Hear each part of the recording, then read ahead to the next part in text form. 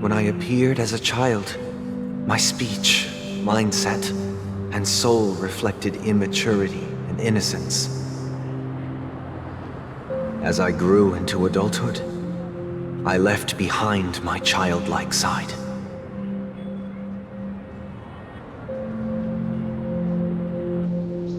I humbly request your blessings, esteemed advocate of Shipe. Come to me, my kinship. I have sought their presence with us. As you wish. I have faithfully served the Alfalfa family for nearly a decade, promoting the path of the harmony to the best of my ability. However, I made a mistake yesterday. While I was preparing dinner for the family head, I accidentally dropped a prepared dish on the floor. Out of laziness, I lied and claimed that everything was ready. Although the head has dismissed me as punishment, it has been tough to sleep with the guilt still gnawing at me, as I worried that the seeds of evilness may have taken root in my soul. So, I confess to you now to seek atonement for my sins. Do you sincerely repent and vow to change your ways? Yes. Have you examined your soul and confessed all your sins? Yes. Are you willing to accept the process of atonement? Yes. Very well. Show your dedication and goodwill to the family, and you shall be reinstated among them. Now, please, leave in peace. Oh, praise Shipe. And thank you, esteemed advocate.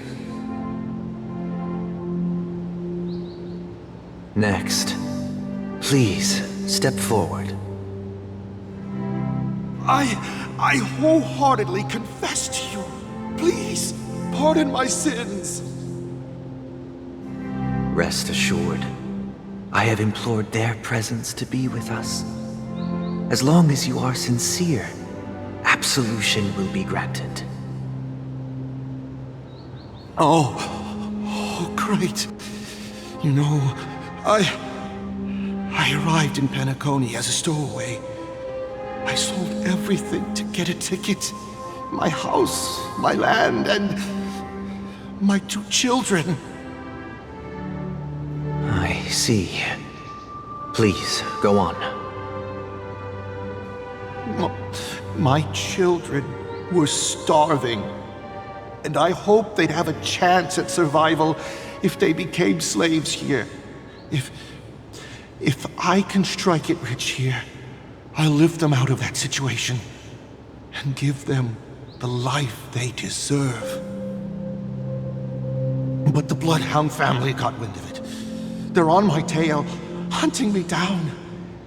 I thought I could bring my kids here. It was all my fault. All my fault. The family is ready to forgive all sinners. I'll ask the Bloodhound family to cease their pursuit. You don't need to live in fear anymore. Oh, thank you. Thank you. I'll work my hardest to redeem my children and make them part of the family. Praise the harmony!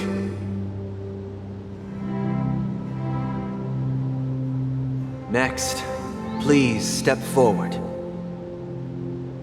Hey! Long time no see, Mr. Sunday. The most esteemed individual in Penacony, and the next leader of the Oak family, right? I have sought their presence with us. Let us proceed. Sure, let's just get this over with. I have sinned. Please forgive me. I wasted half a pizza at breakfast and a bottle of Soul Glad. That's it. Nothing more. Can we wrap this up? I've got a robo-ball game to catch, you know? Do you seek to atone for your sins through good deeds? My sins? Well, starting to sound like a saint, huh? Well, let me tell you something. Neither the family nor you have the right to judge me. You think nobody knows what your precious family has done? About the watchmaker? Huh? Don't kid yourself, Featherbrain. Those dream chasers might be fooled by your act, but don't fool yourself. Before you start spouting off your holy verses, answer me this. Where does the power of the Oak family come from? And your power? What makes you think you can sit there all high and mighty, looking down on everyone else?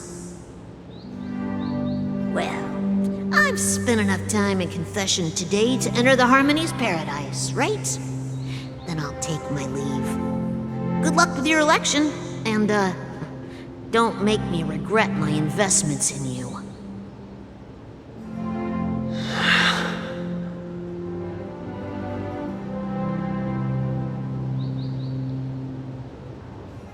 Oh, revered triple-faced soul, hear my doubts. Who can judge the strong when their power hides their crimes? Who can vouch for the weak when they will pay any price to survive? Who can comfort the purest souls when even they get led astray? If the strong defending the weak is truly the foundation of paradise, then who is responsible for the suffering and anguish in this wretched world?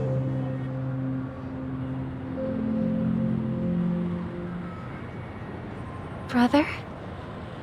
Brother? Brother, are you all right? I'm fine. I've been working long hours, and I just made a trip to Dreamflux Reef and back. So, I'm a bit out of sorts. But it'll all be over before we know it. You've been working non-stop on the Charmony Festival, Mr. Sunday, and no one could have predicted this incident. Even if the Stellaron does pose a grave threat, I still feel sorry for all the trouble we've caused you. No need to worry about troubling anyone. The Charmony Festival was meant to spread joy and harmony across the cosmos. But now that we know the truth, I'm afraid we'll have to cancel it. It has always been our wish to make everyone happy, so... we'll do our best to explain everything to the Dream Master. I'm sure he'll understand. Even if the negotiation does not go smoothly, I'll refuse to go on stage. Without the Chord Master, the Harmonious Choir would not arrive, and the Charmony Festival would be just a grand performance, and nothing more. I'm relieved to see your determination. You know, since arriving in Penacony, we haven't had any contact with this Dream Master himself. I'd heard of the heads of the 5 major lineages, but the Dream Master is a mystery to me. The Dream Master rarely grants an audience, even for us. But, given the urgency of the situation, he's agreed to meet us in person. Perhaps you'll be the first guest to meet the Dream Master in years, Mr. Yang. Let's hope we can reach a consensus that satisfies everyone.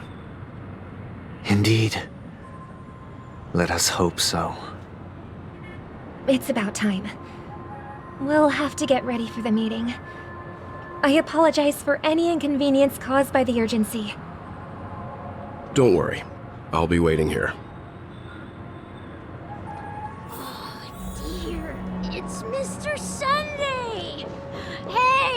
come over here! Looks like someone needs help. Let's go check it out. Oh, Mr. Sunday. Hey there! Okay, see the moon in the sky? It's about the size of the cap on my Soul Glad bottle. If I just reached out my hand, I could grab the moon, couldn't I? The moon? You mean the Grand Theater? Yeah. Look at me. I've been away from home for too long. I must be missing that moon. But it's no big deal. The Grand Theater here looks much better than the moon back home. It's just magnificent. They told me not to sell everything I had just to come to Penacony. How short-sighted. Selling everything you had? Why would you go to such lengths? Why? Can't you see? Life back home is miserable. It's not really living at all. It's better to be here at Penacony. No pain, no worries about tomorrow, just sweet dreams. You can do whatever you want. That's what I call living. Yeah, now this is the life. Is this truly living? Huh? What did you say, young lady? I didn't quite catch that. Oh, it's nothing, sir. You see, the traffic on Glock's Avenue can be dangerous. How about I ask a Bloodhound family member to escort you to Ideen Park over there, so you can continue enjoying your sweet dream? Oh, yeah, that's a great idea. Wow, no wonder you were the leader of this sweet dream. You're totally a lifesaver. See you around, Mr. Sunday, and it was nice chatting with you.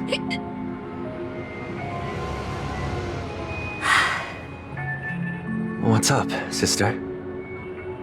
This is the land of the dreams. But why do they live like this? The man we ran into, he doesn't seem happy at all.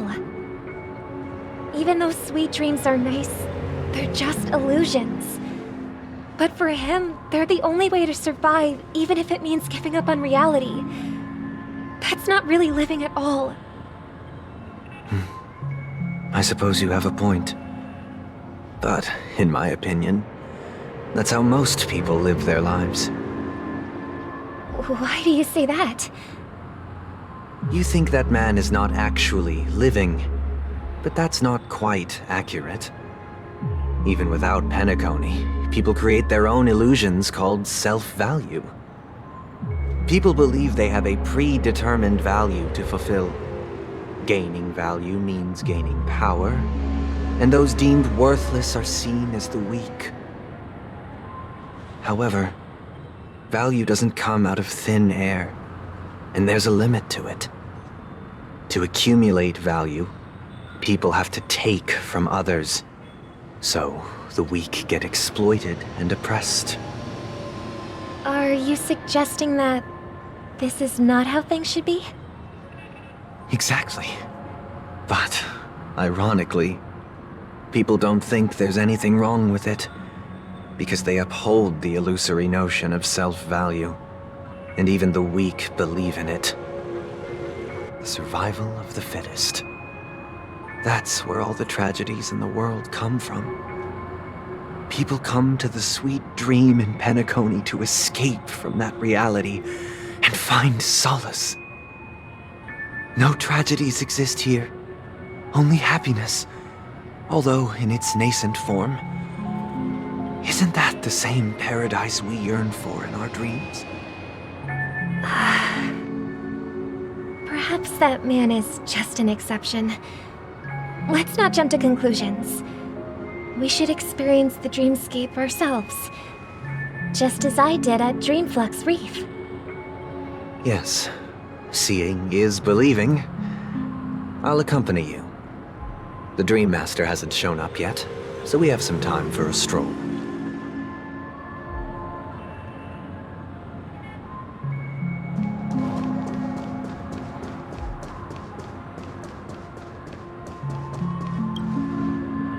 Glad to meet you again, Robin.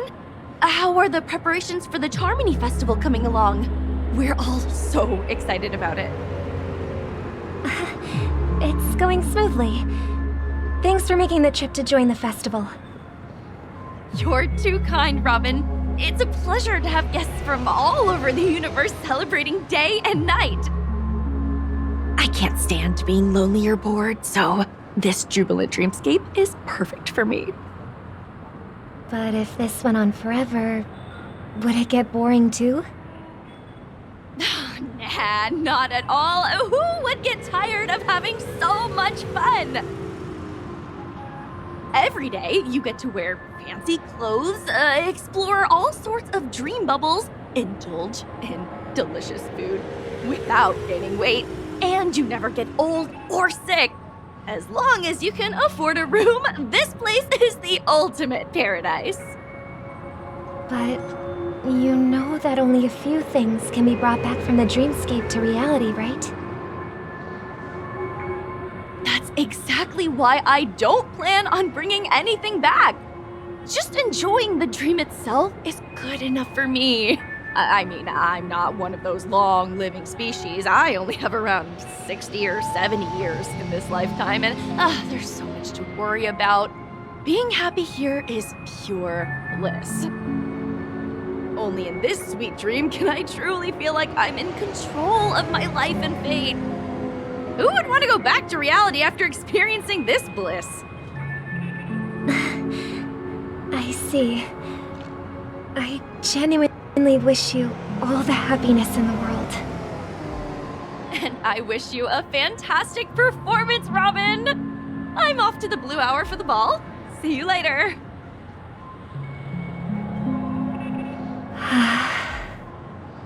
Seems like that guest's perspective didn't resonate with you either. She had a valid point. I could sense her genuine happiness. It's just that... What you're trying to say is, she thinks she's in control of her life. But in reality, she's just escaping from reality and seeking solace in this sweet dream. Once she steps out of this sanctuary, everything will be lost. Well, she did make mention of being able to afford a room. Didn't she? However, the paradise in our dreams, it doesn't have to end. No. And the paradise we yearn for shouldn't be just a fleeting dream either.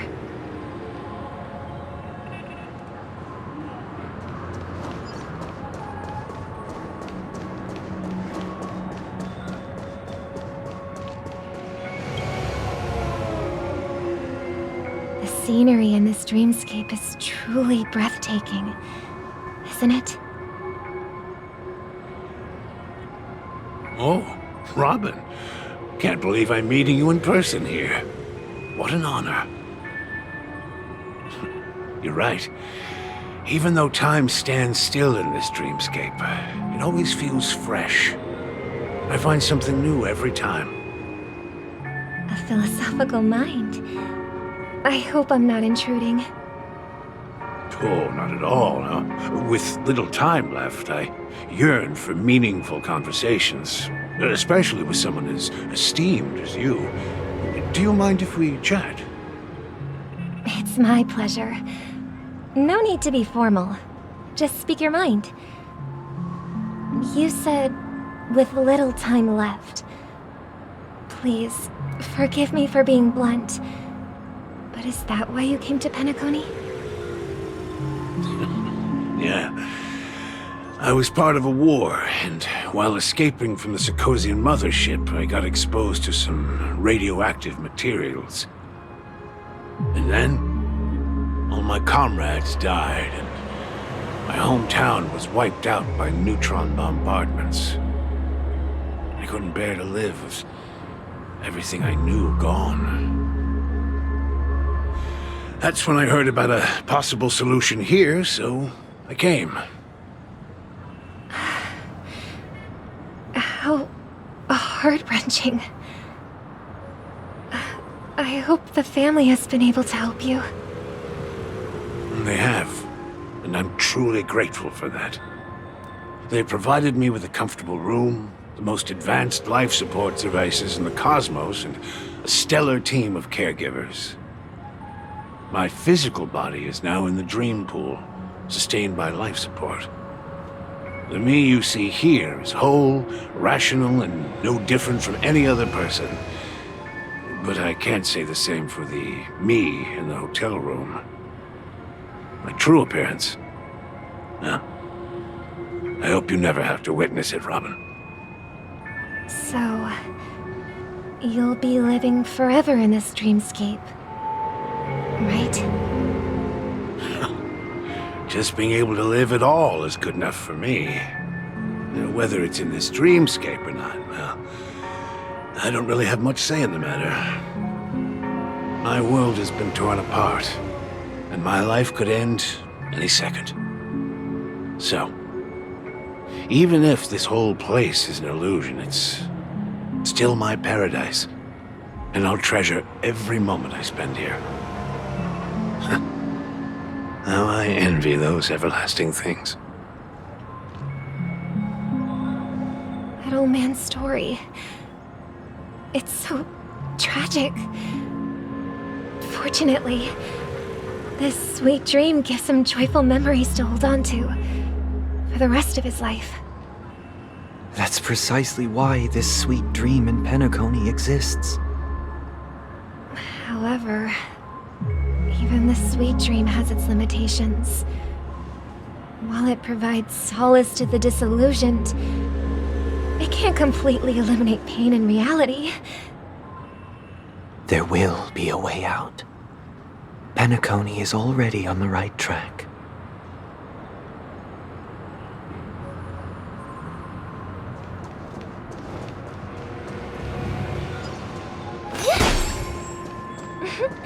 Look what we have here. A lovely young lady. Wait, is that me?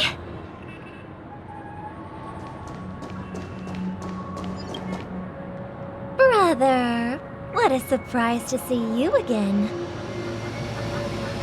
Show yourself. Your trick won't work on us. I've heard that a skilled mass fool received an invitation too. That must be you, right? Did you enjoy yourself? Barely. The people here are way too gullible. A little bait is all it takes for them to bite. And they run away at the slightest hint of danger. In other words, they're naive and cowardly. Now that you've had your fill, it'd be wise to leave before it's too late. The music of the harmony doesn't tolerate discord. What? Now that you have the real Robin, I'm useless? Oh, how disheartening. I've done so much for the family. You should be thanking me, because if it weren't for me cleaning up this mess, Penacony would still be in shambles. Don't you think? That was a personal request from the head of the Iris family, and it has nothing to do with us. Step aside and stop causing trouble for the Charmony Festival. The Charmony Festival? You think you can scare me? You think I have no idea what you're planning? I don't care what you're thinking, chicken wing boy. But I'm pretty sure our lovely Robin won't be appearing on stage. After all, you're well aware of what a sorry state this dreamscape is in under the banner of harmony. Penacony, the land of the dreams. Is this truly the paradise you desire? Stop it. What's the rush, chicken wing boy? Did I get to you? Our paradise is none of your concern, masked fool. Leave now, or the family won't tolerate you anymore. All right. I'll go. But Robin, I suggest you seriously consider this. Do you really believe those living in dreams can escape pain and find true happiness? Well, I've done my part, and now I'm simply waiting for the fireworks to begin. Here, the last 2 gifts for both of you. And don't lose them. If by some unfortunate chance the Charmony Festival starts against all odds, remember to use them during the show. And it'll be thrilling. Bang! I heard a raven cawing in the distance. It seems the Dream Master will arrive soon.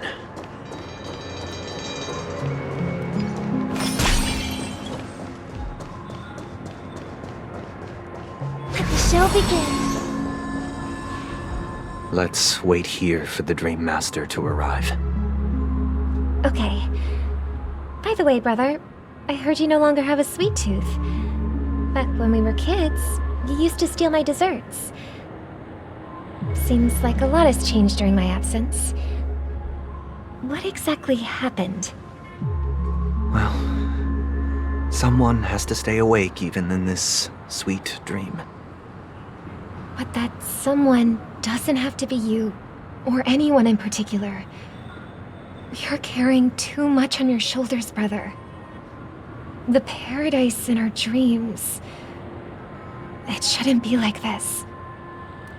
Penacony is nothing more than a dream. It can't erase the worries and pain of reality, or bring true happiness. It only offers an escape from reality. Nothing more. Remember the old man we met earlier? Without this dream, he might have completely lost himself. That might be true, but even without Penacony, he could have chosen another path. As far as I know, the Intelligentsia Guild has been promoting their rehabilitation techniques for a long time now. That path may have been more ordinary and challenging, but now he is receiving hospice care in a comatose state, and his fate is sealed. Is Penacony granting these people a future? Or is it taking it away from them? Well, don't forget this. Not everyone really has a future. The future for humanity is like the sky for birds. People mistakenly believe that flight is inherent to birds because they've never witnessed those birds crashing to their death. Do you remember how we took in that little Charmony dove when we were young? Yeah. We took care of it. Provided food and water, groomed its feathers. And later, when I decided to leave Penacony, I opened the cage and set it free. Well, I didn't mention what happened to it in my letters because I didn't want to upset you. Shortly after you left, it crashed to its death right in front of your window. I had surmised as much. I knew you wouldn't have avoided mentioning the bird for no reason. Despite that unfortunate outcome, I still believe it was the right decision. Birds aren't meant to spend their lives in cages. They belong in the sky, even if they can't fly. But here's the thing. If there are birds in this world that can never fly, can we really assert that they belong in the sky? Are you implying that the same goes for humans too? Let's take the Astral Express as an example. The Nameless made tremendous efforts to bridge worlds, gaining fame across the universe. However, Only a few extraordinary individuals can endure such a perilous journey. That's because the pursuit of the Trailblaze exceeds the capabilities of ordinary humans. Otherwise, why would this path be filled with broken rails, an abandoned express, and even a fallen Eon? That's just sophistry. If that were true, then only the powerful would have the right to determine the future. Unfortunately, that's exactly what happens. Another name for the future is self-value. While this world has its fair share of heroes who inspire people and garner admiration for their heroic deeds, the majority of ordinary people will never become heroes in their lifetime. Some are born weak and vulnerable. Some find themselves trapped in unfortunate circumstances. Some fall victim to malice and cowardice. When it comes to survival, everyone is equal. And the weak can only watch as their value gets constantly diminished by external forces. That's why we should care for the weak and support them as if their suffering were our own. That's what the Odes of Harmony have always taught us. While the Harmony holds noble aspirations, the strong will always be strong, and the weak will always be weak. Even in this carefree dream. Human nature contains greatness, but it also harbors inherent weaknesses that can't be eradicated. In the end, if people can't even secure their own survival, they won't care about the illusory future of equality. As long as the law of survival of the fittest prevails, there will always be fledglings crashing to their death. But if people don't live for the future, do they merely exist for survival? If even you, my brother, don't believe that the Harmony will save the weak, then which Eon can make our dreams come true?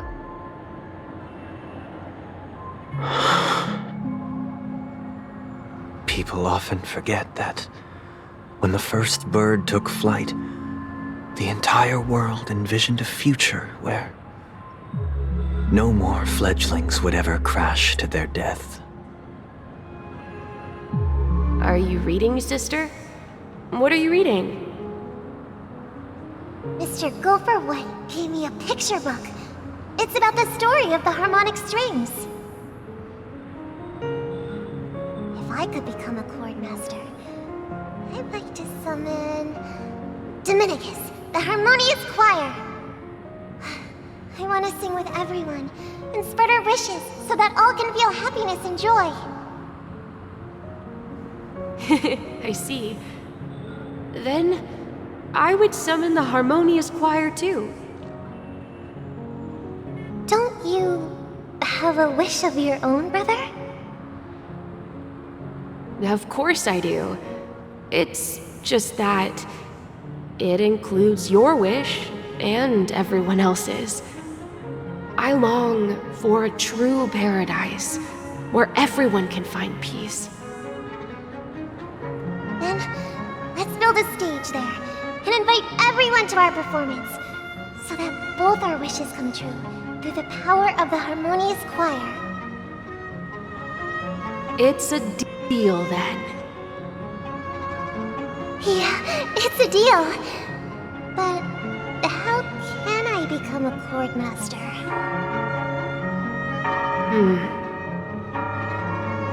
Maybe you'll have to become a star first.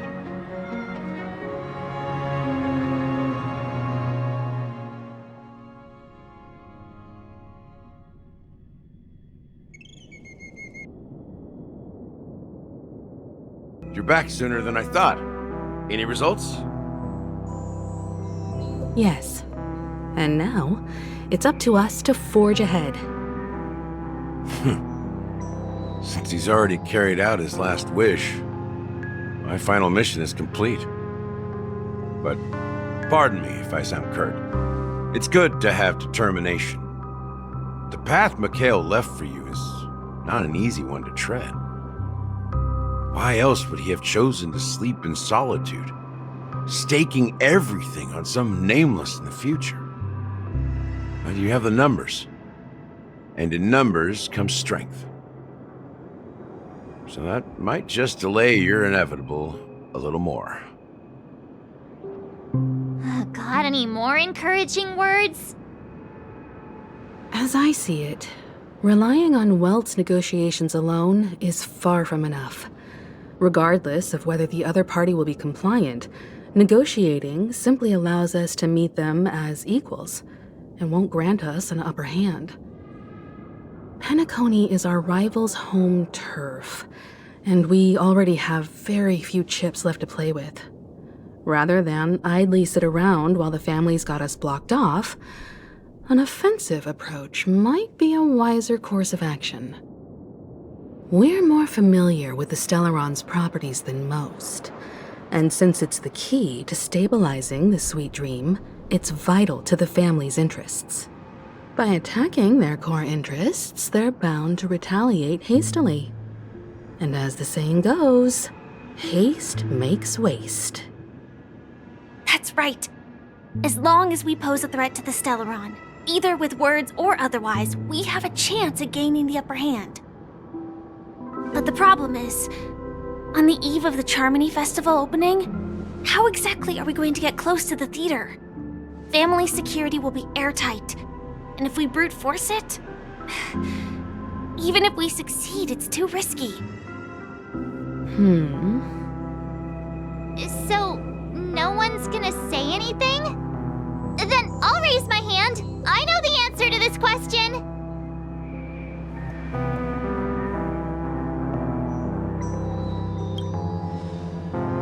Why are you speaking like the General of the Law Fu? So, I heard that before the Charmony Festival begins, there'll be a pageant to kick off the festival.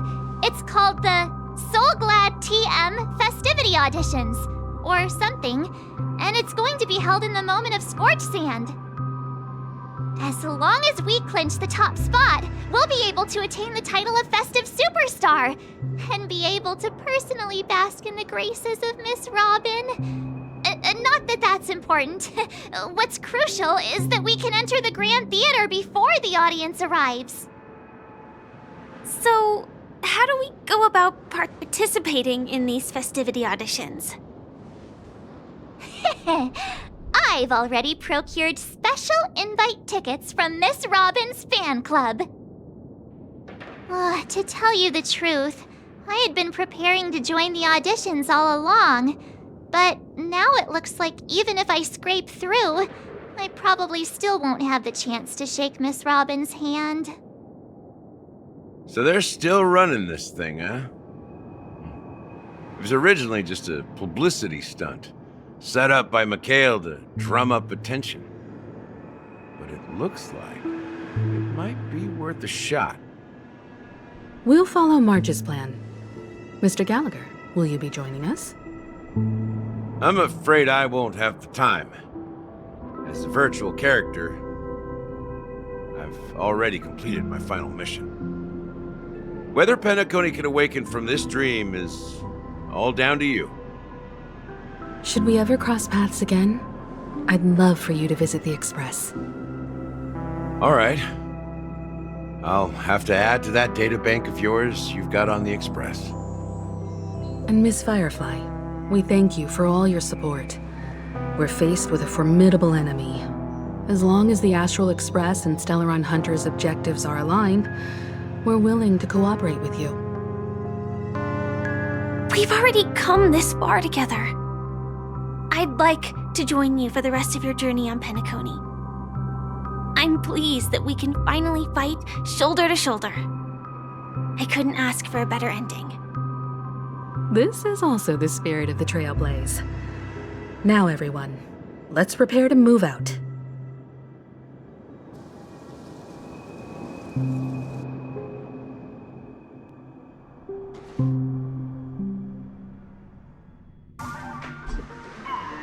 Ladies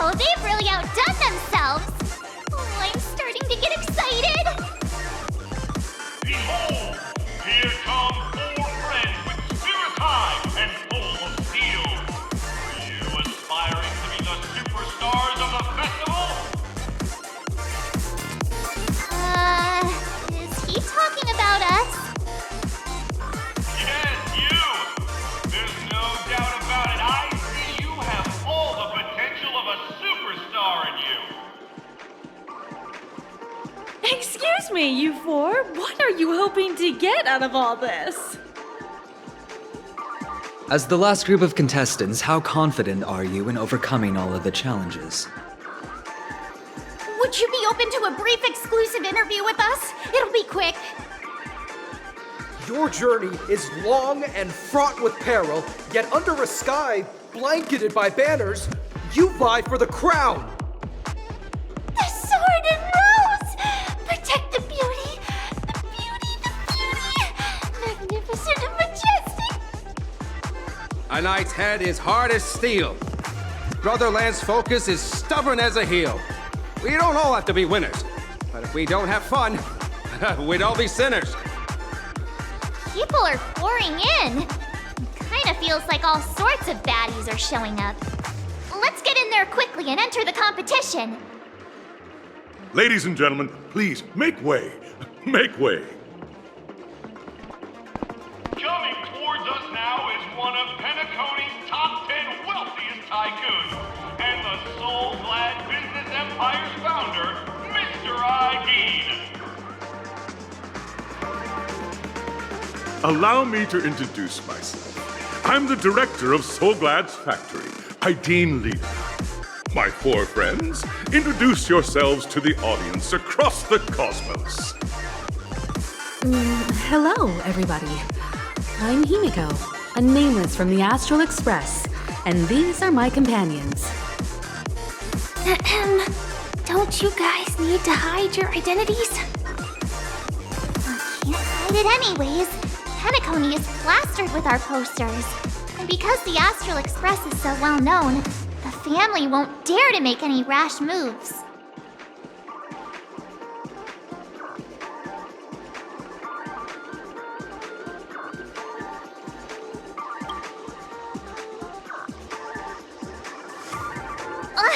Don't expose my net handle to everyone! Hello, everyone! I'm March 7th. I'm an ordinary girl who loves adventures. Hello, everyone. I'm Firefly. I am also an ordinary girl who enjoys adventures. So it's a bunch of nameless guests. This final face-off is bound to be spectacular. Time is precious. My four friends, come with me. Grab a bottle of Soul Glad and make your dreams a blast.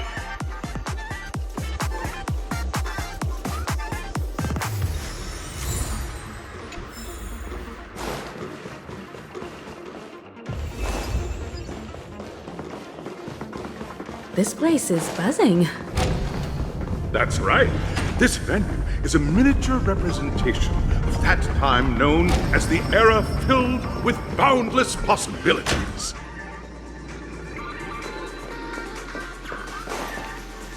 Grab a bottle of Soul Glad and make your dreams a blast. Nameless, your arrival reminds me of the grand occasion when Penacony was first established. I was still a young, bright-eyed lad back then, lured here by the watchmaker's ads, full of zeal and ready to make my first fortune in life. Once, during a particularly grueling day, I passed out and was resuscitated by a drink from Mr. Sousa. That sweet taste has since been etched in my mind, and that was what drove me to create the Soul Glad that we all know and love today. The dream-chasing era was truly a wondrous time. Oh, I miss those days, and the watchmaker. Scorched Sand Hall is my homage to that time of boundless possibilities. I wholeheartedly hope you make it to the finish and emerge as the next superstars of Penacony. Now then, is there anything you'd like to say before the competition officially begins?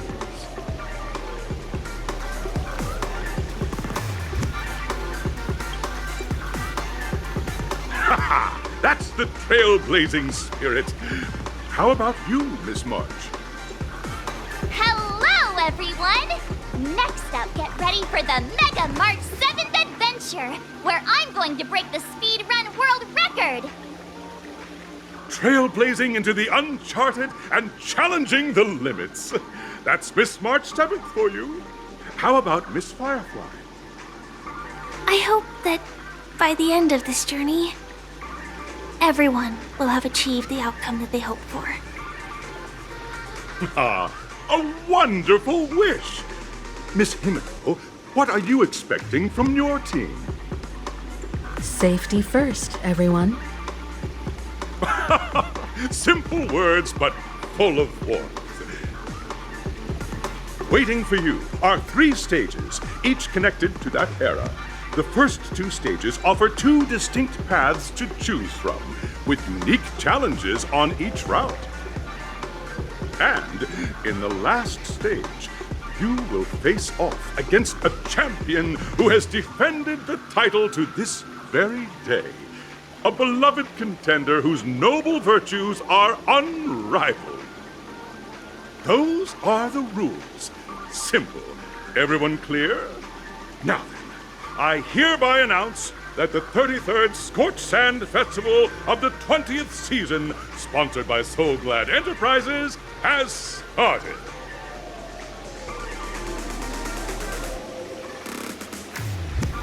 Everyone, as the Charmony Festival is drawing closer, we must reach the end as quickly as possible. Factoring in efficiency and safety, splitting up into 2 groups is the best choice. March and I haven't known Miss Firefly for too long and aren't overly familiar with her. It'd probably be better if the 2 of you paired up. Fine by me. Let's do it. All right. I don't have a problem with that.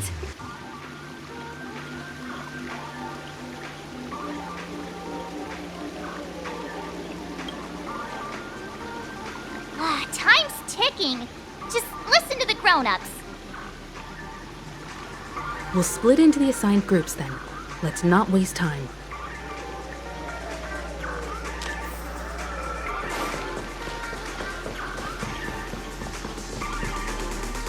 Welcome to the first stage of Soul Glad Enterprises' 33rd Scorched Sand Festival of the 20th season, Dream Play Fantasia.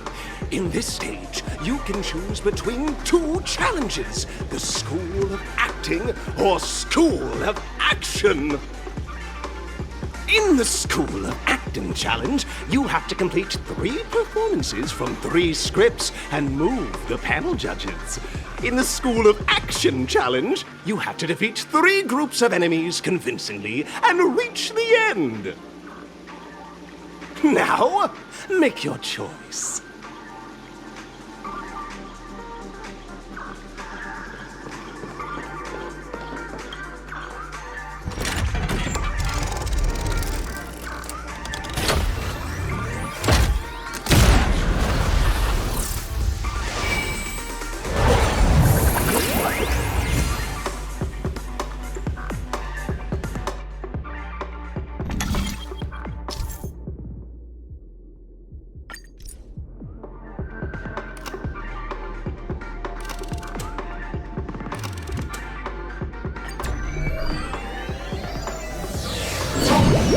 The champion's crown awaits you on the stage. Welcome to the Arena of Action Stars. Competitors, allow me to introduce the rules of this challenge to you.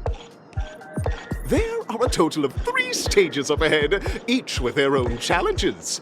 The enemies you will contend against are antagonists from the film Once Upon a Time in Dreams.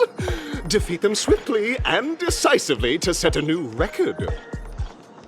It's worth mentioning that the fastest time for this stage was achieved by a contestant with fiery red hair. Astoundingly, he overcame all enemies across the 3 stages in only 5 minutes. Time is of the essence. Let's make this quick.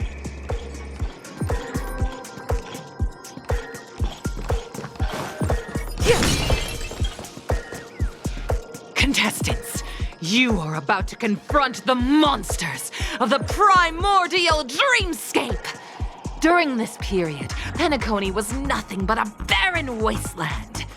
the dreamscape was fraught with strife and disorder, with memory zone memes running rampant.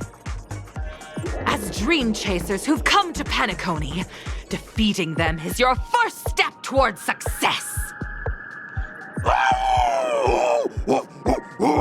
All the Soul Glad is ours! Don't even think about plundering the Soul Glad from us!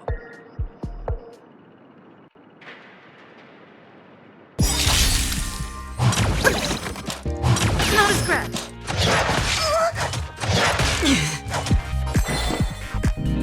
Enemy data secured.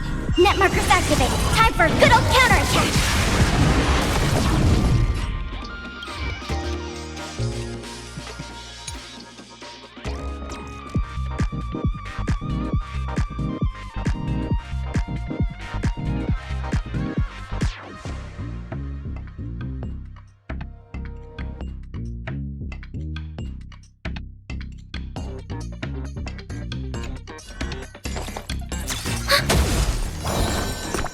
Protect me! Thanks for the support. Another journey begins. Still waters of oblivion. I weep for the departed. It too shall fall.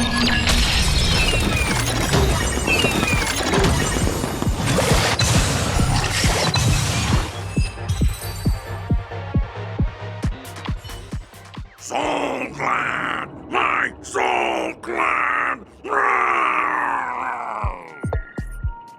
Pretty simple. I just hope these tests don't take too long.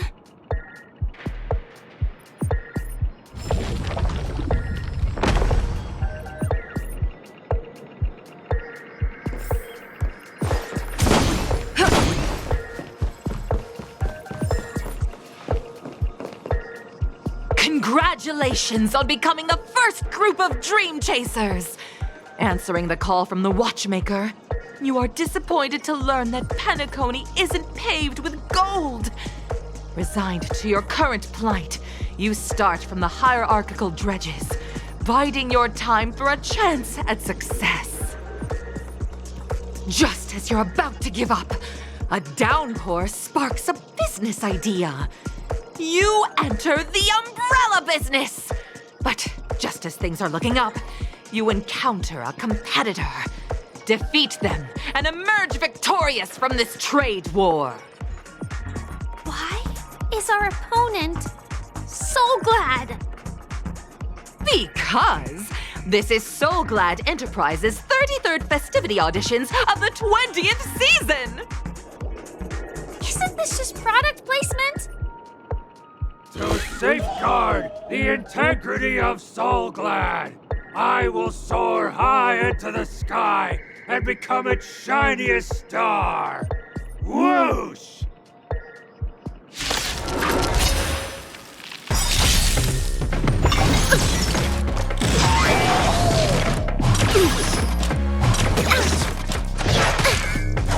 Do we still have the upper hand? Enemy data secured. Net markers activated. Time for a good old counterattack. I'm gonna hold everyone back. Give me strength. Thanks for the support. Free will, or was it fate? Destined for oblivion. Lance at the ready. Don't come back. Demons or devils, I'll crush them all! I weep for the departed. It too shall fall.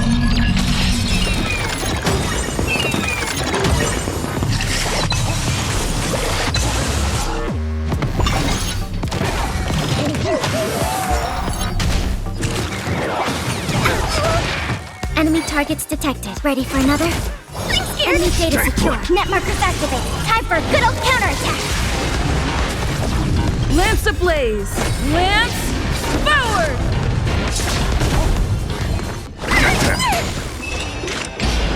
Still waters of oblivion. I'm on guard.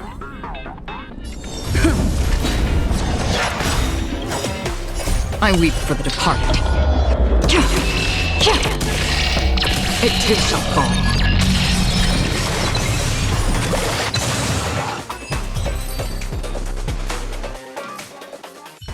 The world kisses me with pain, and I provide with Soul Glad in return. Whoosh!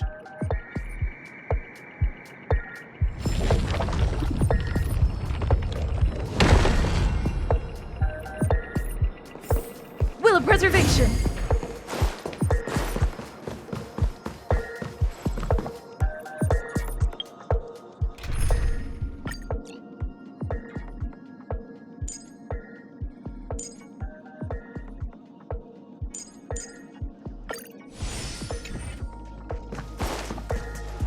Make a wish. Congratulations to our 2 Dream Chasers for establishing yourselves as budding stars in Penacony. However, now you face a competitor selling at low prices, pushing you to the brink of bankruptcy.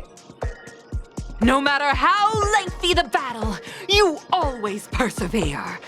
Topple this powerful opponent, and the tides will turn, paving a way to success! None will take my Soul Glad away from me. I will use the Transmutation Arcanum to turn into a dinosaur! Roar! Oh, dinosaur! Devour my enemies! Roar! Grab a bottle of Soul Glad and make your dreams a blast! Roar!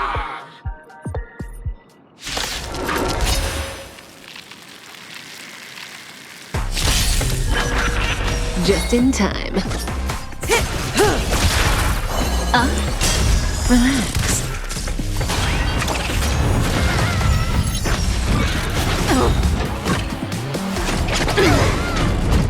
I'm scared! Stay put!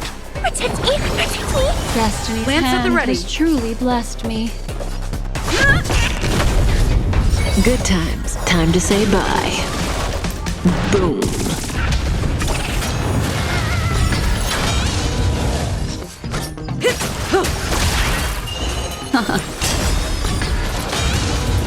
Stand still.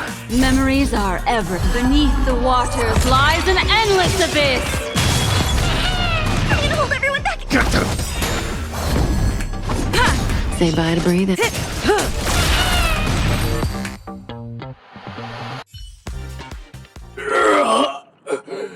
The body withers, but the Soul Glad name shall not. You truly are a beast! More than I can ever be. That should do it! Okay. Let's go. Mr. Yang is waiting for us. Isn't this fight way off from the actual storyline? Transforming into a dinosaur isn't imaginative enough for you? This is the sort of magic only seen on Penacony. Anyway, let's get back on track. Where were we? Oh, that's right. After an extended battle, you finally emerged victorious! But the companion who journeyed to Penacony with you chose to leave, having lost all hope. In the years that followed, you encountered each other once more on the prosperous streets of Penacony, but dared not call out to one another. Perhaps akin to the lingering regret of every dream chaser. Ah, well done! You brought to life the thrilling action scenes from Once Upon a Time in Dreams with your fighting skills. Looks like we won! Let's hurry up and get to the next stage.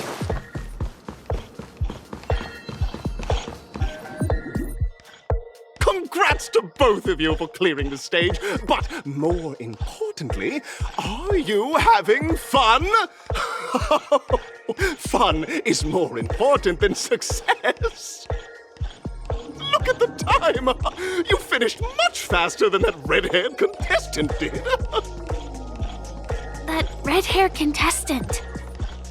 Who is that exactly? You'll find out eventually, but only if you clear the next test first.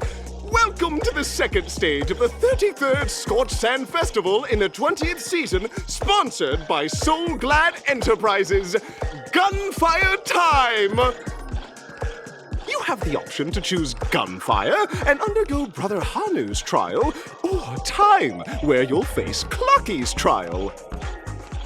And now, make your choice!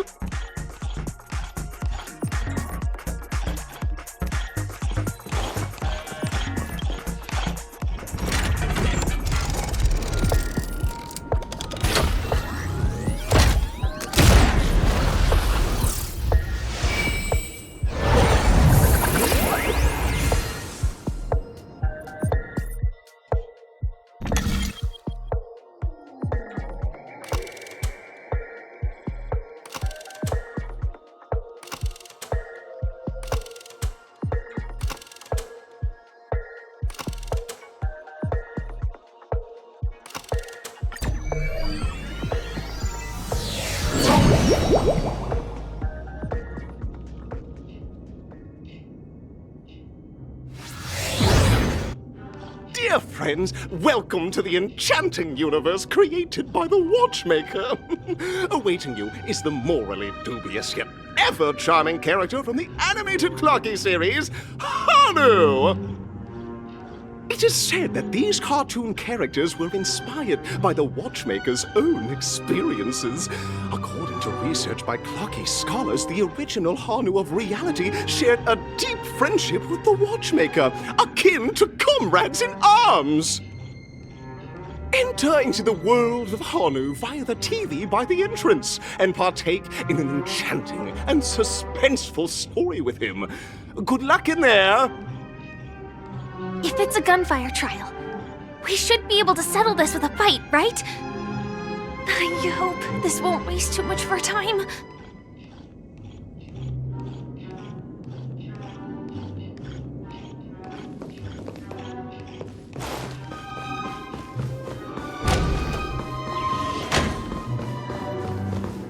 Ready? 1, 2, 3.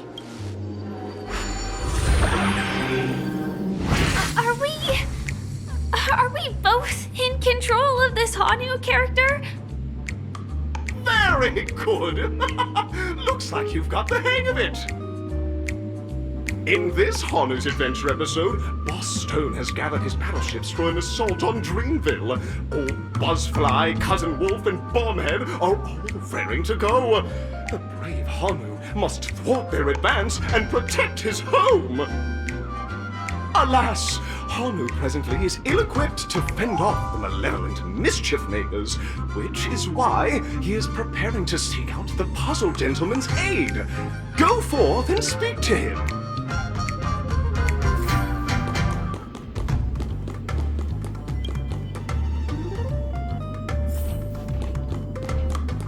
Oh, brave Hanu, you look like you could really use some help.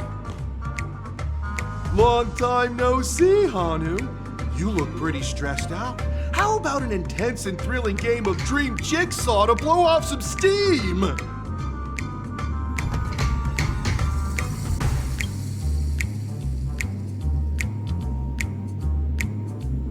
Oh my! Are you telling me that Boss Stone has rallied the villains to seize Dreamville? What a dreadful twist of fate! Listen closely, Hanu. I'm aware you're in need of a suitable weapon. And I also know there's one just upstairs. But you know what? You'll have to play an exhilarating round of Dream Jigsaw first. No Jigsaw, no moving forward.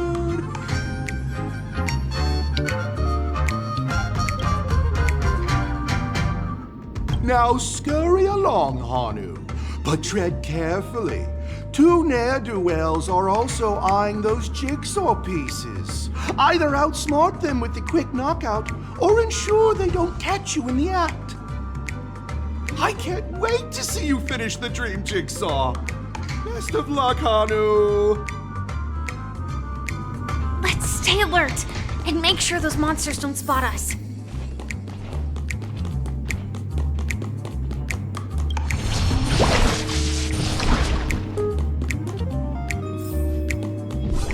Look up there! If we can push that thing down, do you think that would do the trick?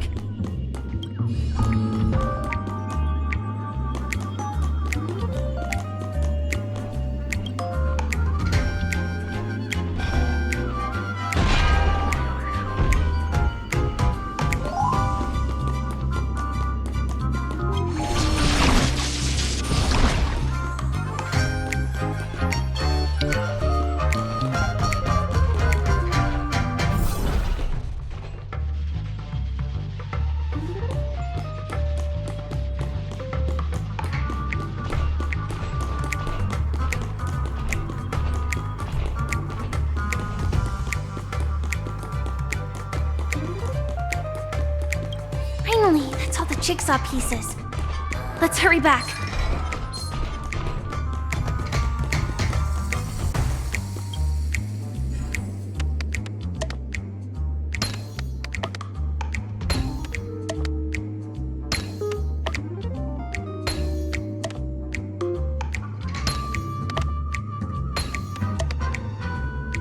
Oh my! The exquisite sensation of perfect alignment! My organizational itch has been quite thoroughly scratched. Hurry now, Hanu! Touch that TV set and transform back into your old self. Then head upstairs. Your weapon awaits you there. Are such haphazard instructions really okay?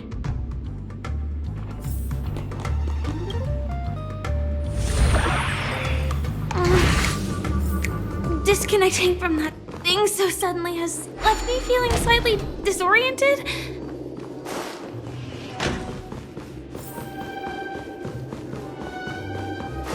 Is that...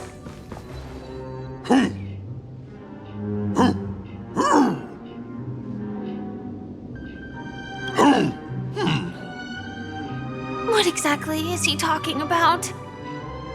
Tick-tock! It's time for me to make an appearance! Clocky? I can also see him. Is this character part of the show? In Dreamville, Clocky is everywhere and can do anything! Like right now! I can be your translator! Tick-tock!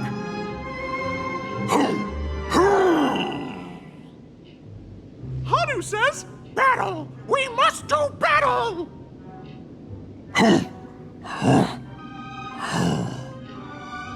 The enemy is at our doorstep, and we have no path of retreat for the future of Dreamville!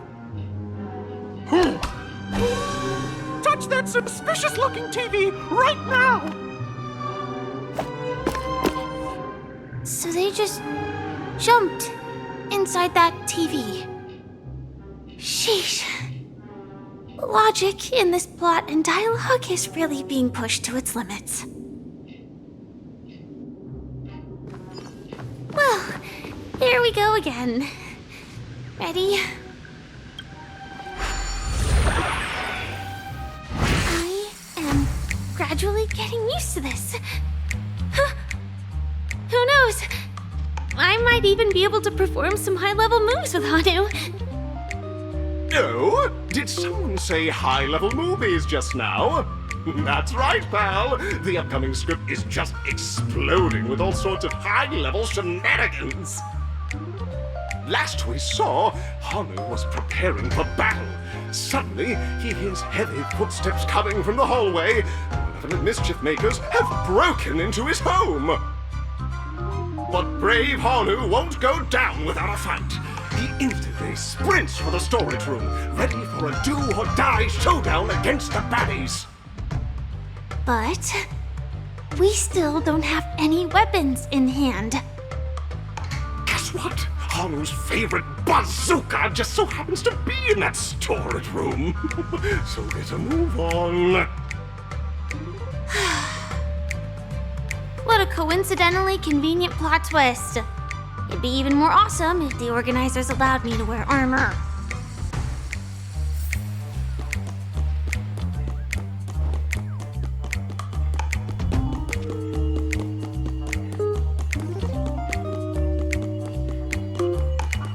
the storage room.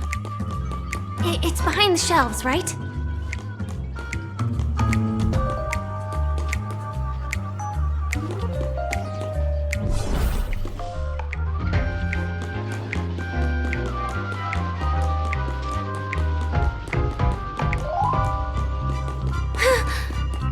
He wasn't lying. There's actually a bazooka here. Now we should have a way of dealing with those baddies. This thing feels just like the soaring locust too.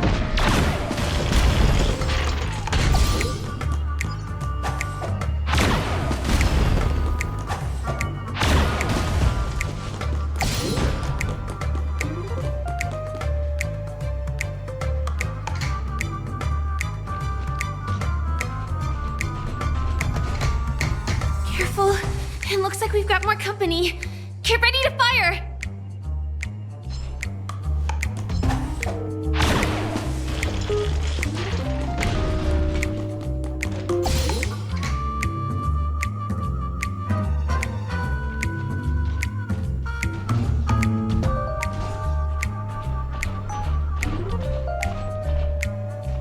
Here we go again. But no big deal. We're pretty handy with this bazooka now.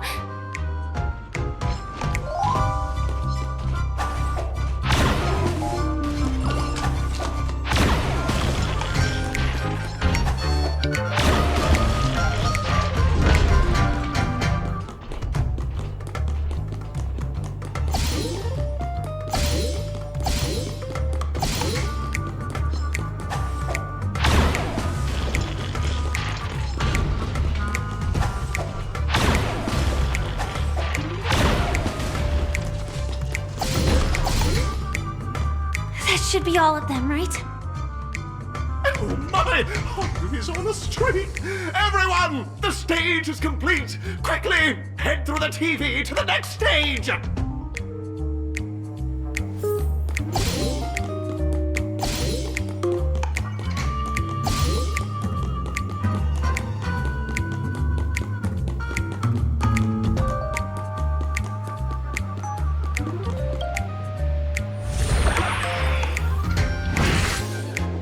Well, that's that. But it is gonna be hard to let go of this bazooka. Never mind. Let's hurry over to the next stage.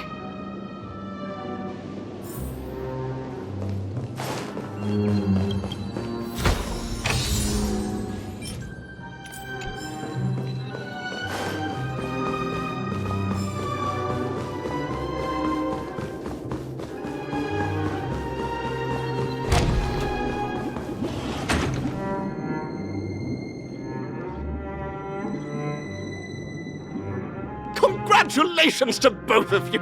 Oh, you've overcome all obstacles and proven yourselves! But, unfortunately, there is only one who can be Penacony's festive superstar. In the final stage, you will face the defending champion. If you fail, you will lose the opportunity to become the festive superstar. Welcome to the 33rd Scorched Sand Festival's third stage in the 20th season, sponsored by Soul Glad Enterprises, Superstar Showdown!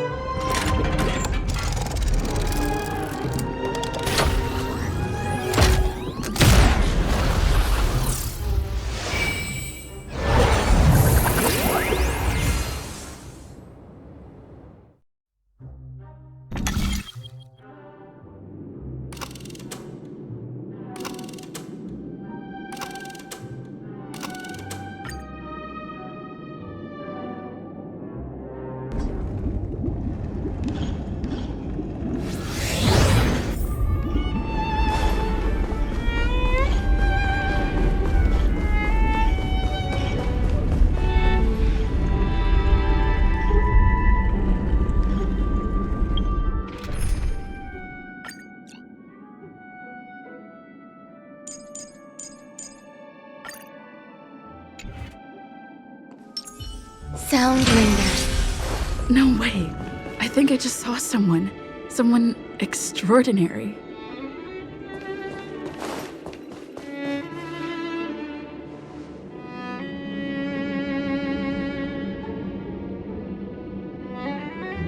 Are you a Knight of Beauty?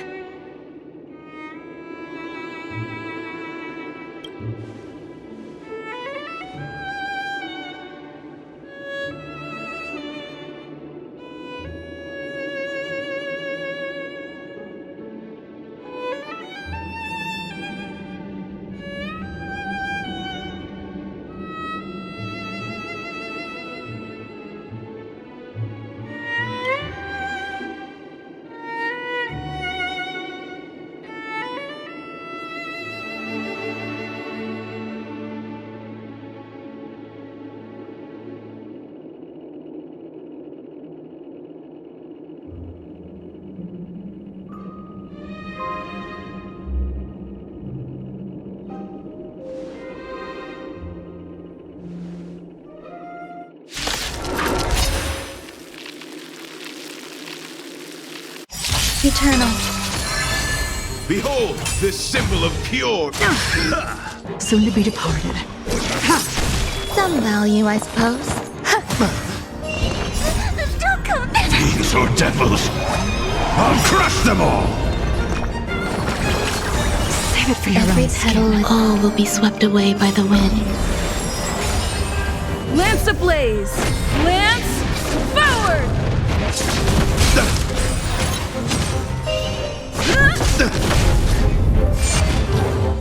Let the duel commence. Put forth all your might. Blade of moonlight. Rise to the challenge. All will be revealed. In lunar flame. Grace and elegance. Existence is unity. Rise to the challenge. Rise I'm to on the guard. challenge. Ready for defeat. Rise to the challenge. Bear witness. You are fighting a gentleman.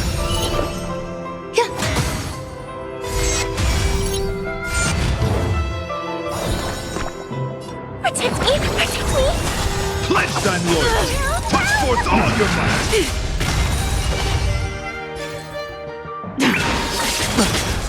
The flesh wound. Every petal and all will be swept away by the wind.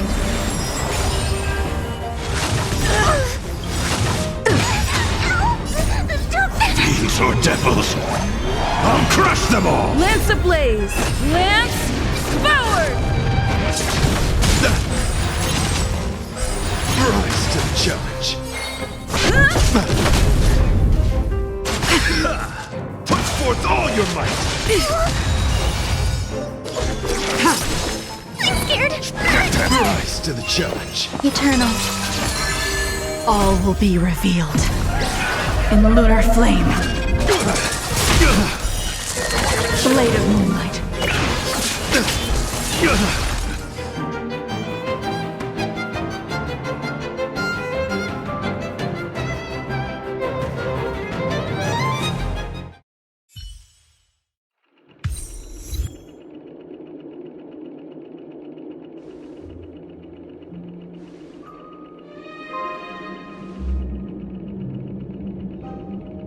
We don't have much time. May fate allow us to meet again, Knight of Beauty. In that case, let's make our way to the end. Penacony's really thronging with talent. I hope we make it in time.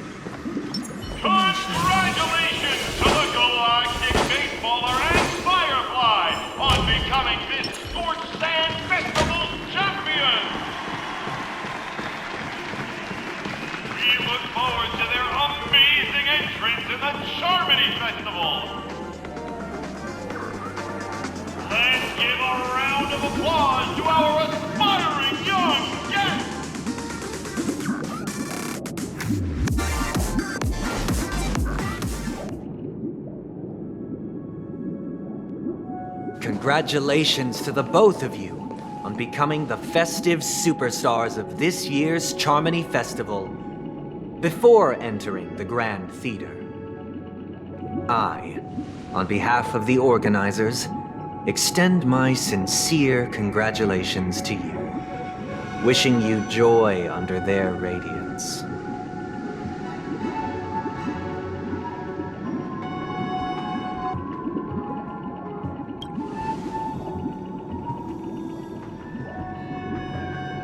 As previously promised, my sister, Mr. Yang, and I have met with the Dream Master. We delved into the truth about Penacony and its Stellaron, and have come to a consensus. Both I and the Oak family cannot acquiesce to your request. Just as expected. We acknowledge the perspective of you, Nameless. Penacony does require change, but not as you propose. The planet of festivities cannot and will not revert to a place characterized by chaos, disorder, or anarchy. Through your journey of overcoming obstacles, you must have glimpsed the essence of that era. The vulnerable ruthlessly eliminated, equality non-existent, common folk living precarious lives, eking out a dreary existence. Ultimately, only heroes like yourselves manage to achieve success. But I would dare ask, if you did not possess the special status of having a Stellaron, and you were but an anonymous and frail member among the masses, which Penacony would you prefer? A dystopia for the survival of the fittest, or a sweet dream paradise for all?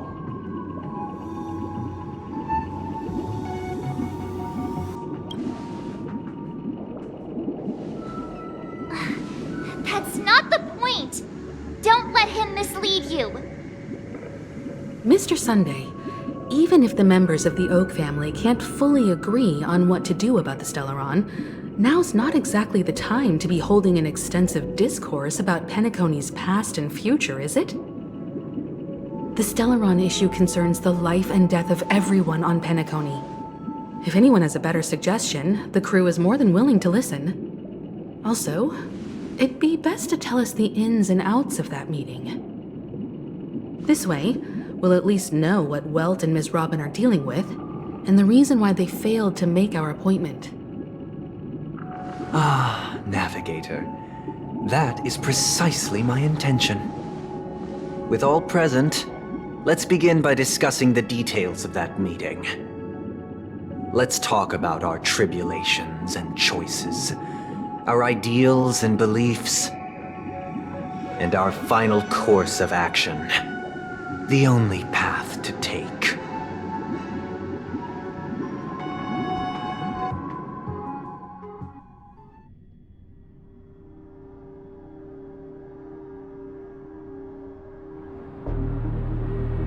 You mean to say that for the longest time, there have been scoundrels who would use the Charmony Festival that I have bequeathed to the masses as a tool to realize their ambition?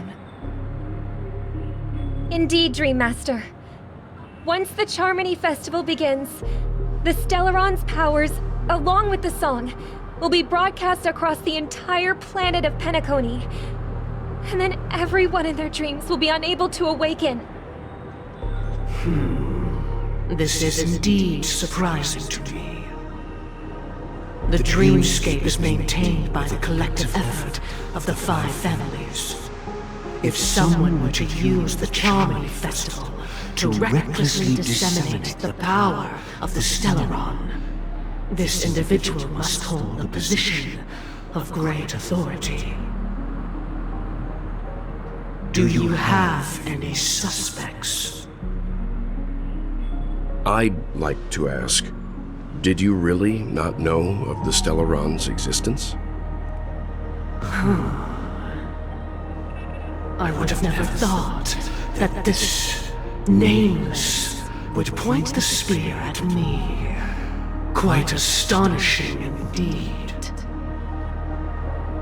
If I have offended, the Astral Express extends its sincere apologies.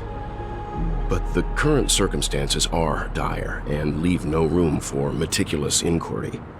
We're doing this out of concern for the Dreamscape's safety. So, if you could, please alleviate our concerns. Dream Master, it's just to prove that the Charmony Festival has nothing to do with the Stellaron. If we're being overly cautious, I will return to the stage to offer tribute in song, just per the arrangement.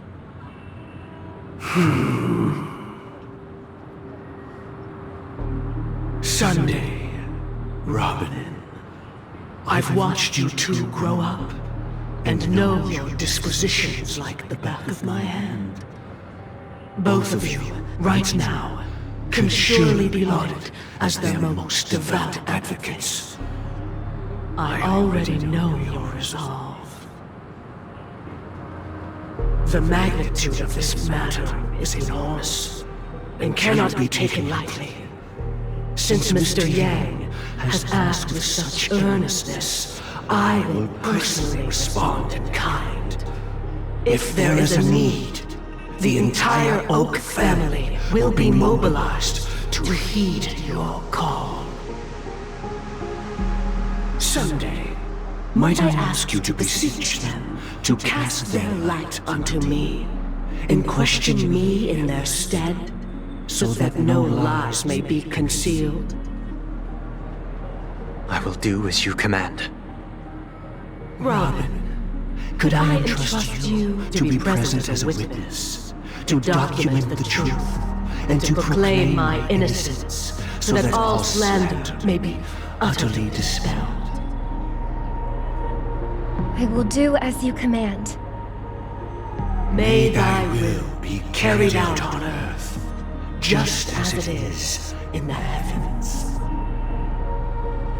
Oh, triple-faced soul, please sear his tongue and palms with a hot iron, so that he will not be able to fabricate lies and make false vows. Let us begin. There is nothing else to prepare.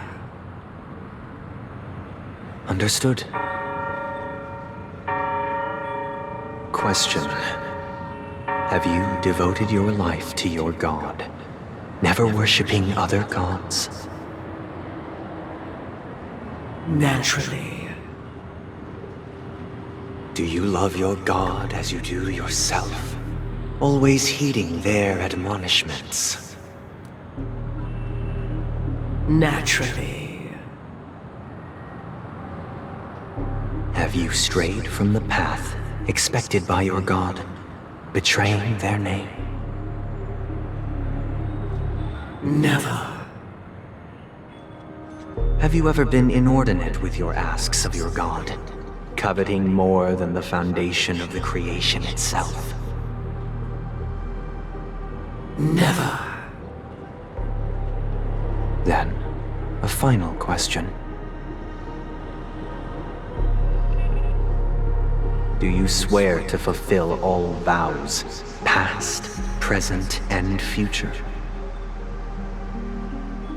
With the Eon as my witness, if I do not deliver on my words, or if I renege on my vows, may I be cursed in accordance with divine law.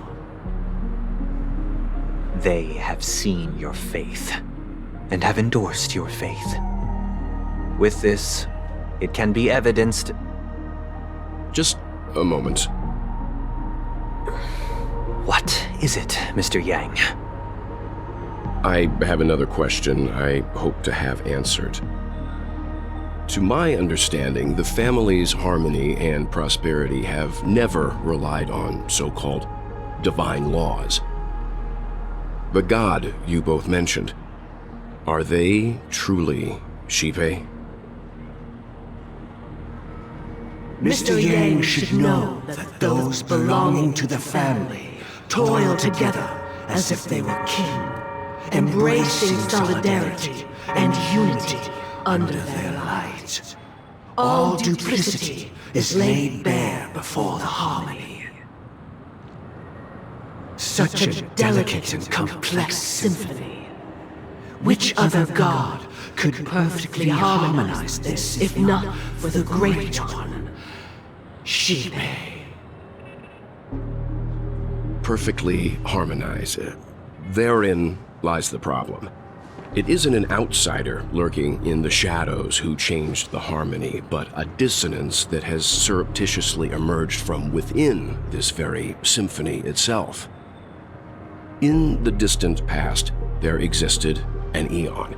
With one flick of the wrist, they crafted the laws of the cosmos.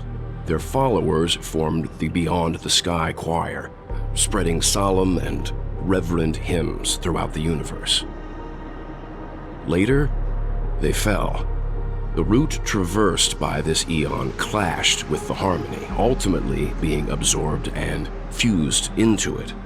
The chorus that once reverberated across worlds fell silent, and when it echoed anew, it was transformed into the hymn of harmony. Though an eon may perish, paths with no masters still linger. In the all-forgiving harmony, echoes of bygone dissonance may subtly arise. Mr. Yang, being overly astute can be a detriment, especially when you find yourself alone and without allies. So this is how it is. For the sake of our grand cause, Sunday, please afford these two an opportunity to rest. What?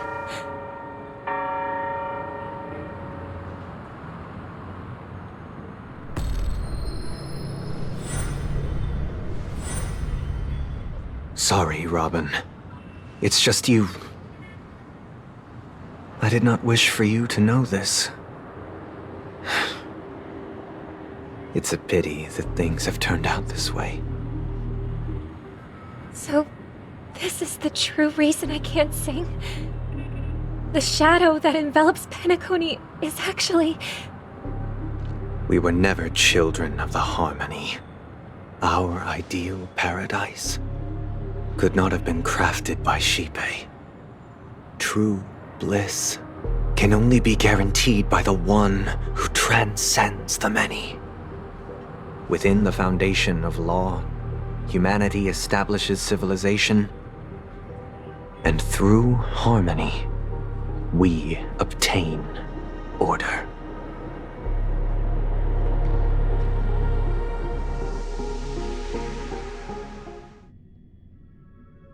Unbelievable. To think that there would be remnants of the Order on Penacony. What have you done with Mr. Yang and Miss Robin? Don't worry. I just gave them some time alone to ponder their fates. You should know that these actions make you an enemy of the Astral Express. Should we need to stand against the Nameless, it would only be myself and the Oak family involved. But we haven't reached that point yet, have we? Your efforts for the justice of Penacony are evident to everyone, and have been widely observed.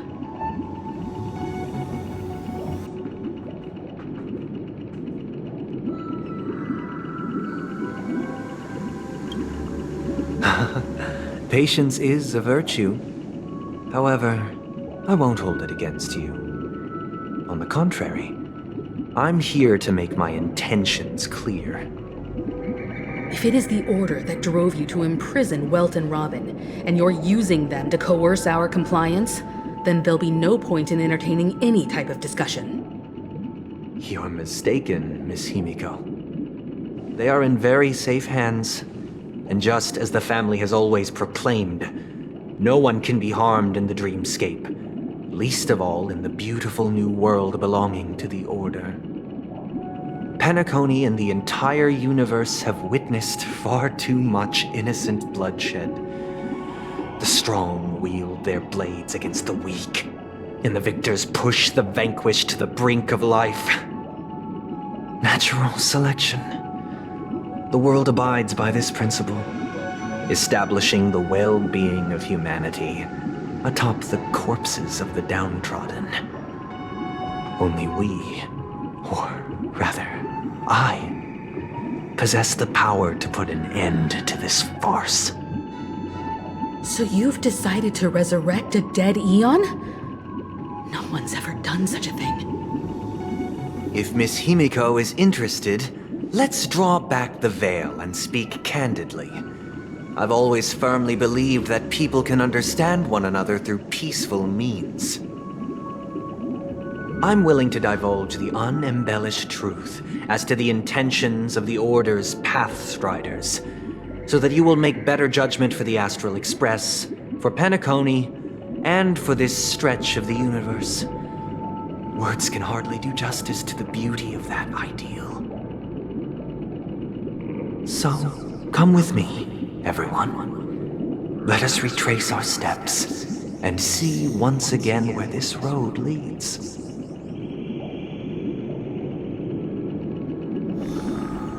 Huh? Where'd he go? Welcome. This isn't any location in Penacony's dreamscape. It's my inner world.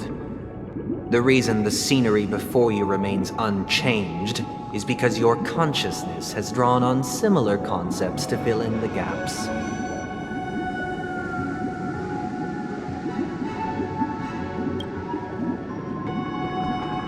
That means... Did you do the same to Welt? It's a tuning process. Stronger in effect and more draining on the mind. The gray-haired guest has experienced it before, so she should understand what it entails. Tuning allows you to intuitively grasp my feelings, which also means that I cannot hide anything from you. Now, everyone, please look at the huge screen. The road we once took begins here. From this point on, you will witness the numerous decisions I've faced. I've selected a portion of these to share with you. I believe after going through similar predicaments, you'll be able to better understand my thoughts. Let's begin. The first decision. A story about a baby bird. This story happened when Robin and I were very young.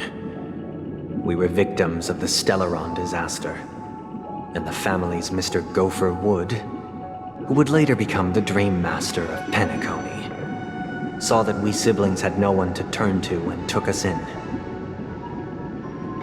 Later on, Robin and I lived a time with nary a care in the world.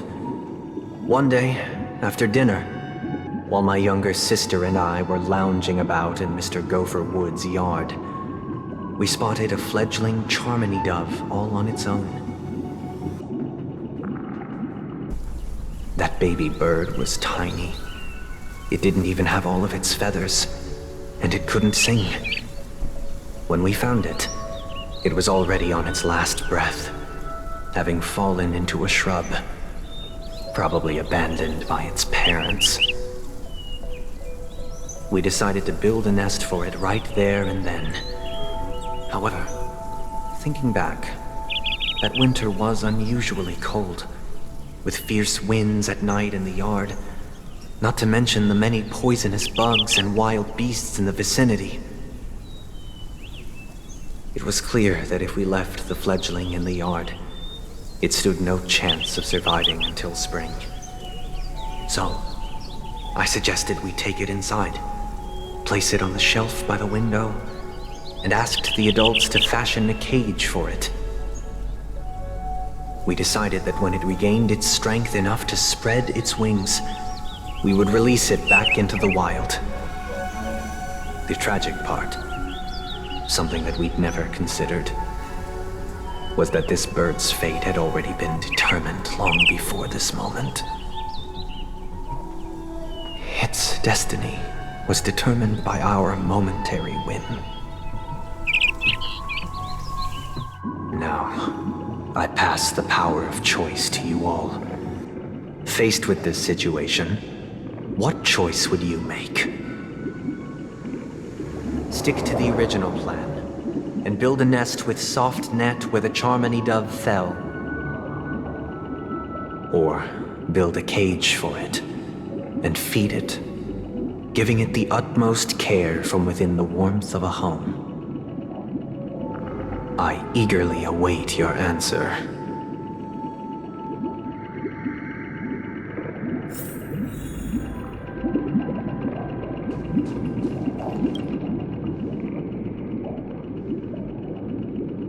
That guy just casually throws this kind of question at us? What exactly is his deal? But fine, I'll answer, I guess. If it were me, I guess I'd choose to build a cage for the little Charmony dove. After all, leaving it there, it's bound to get hurt by wild animals or something. And that'd just be too sad.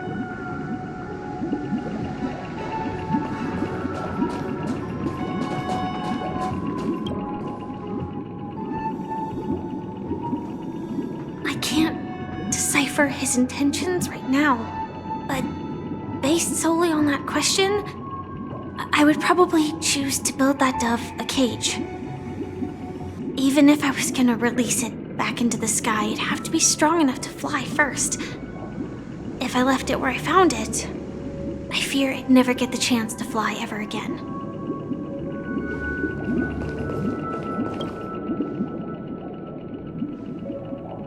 It looks like he really has no intention of imprisoning us. If it's just a quiz, I suppose it's fine to humor him. Back to the question. I would personally choose to build the little Charmony dove a cage. No special reason. I do think that a fledgling should have the right to fly into the sky. But if it can't even live to that point, then there's nothing to talk about to begin with.